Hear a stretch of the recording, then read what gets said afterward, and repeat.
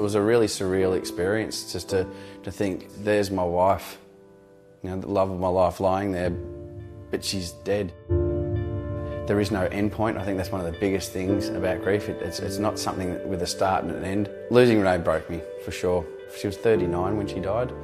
We would have been married 10 years last year.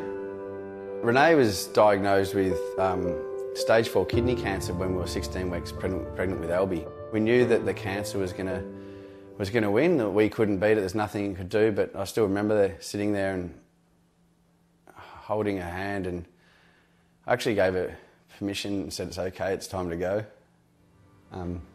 because she'd just been holding on for me and for the kids.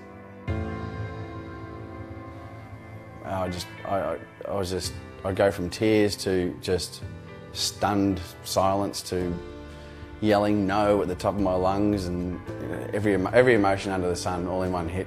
I guess grief over time changes. First of all, I suppose you accept the fact that the person's gone. And then I guess you learn to integrate those feelings of loss and yearning and disbelief into your everyday life. I had a reason to pick myself up every day and get organised and go about life, even though I could have quite easily just lain in bed. If it wasn't for the kids, I probably would have joined her by now. The happiest times are sometimes the hardest. Those moments of success, of you know, real family love, of enjoyment, of laughter. For me, yeah, there's a huge amount of guilt that she doesn't get to see the kids grow up, that she's not here for those momentous occasions. But there's also guilt associated with, you know, the fact that I'm here and she's not. You know, that how could this happen to her, and it should have been me. And then there's also the guilt of, like, I couldn't fix her.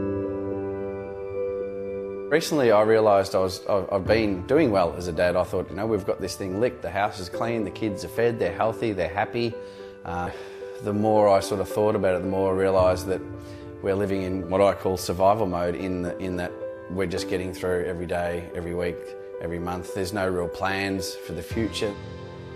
One of the things Renee used to say towards the end of her life, which is really, really hard for me to hear from my soulmate, my love of my life, was for her to say to me, just promise me one thing, that you will find someone else to love you and the kids as much as I do.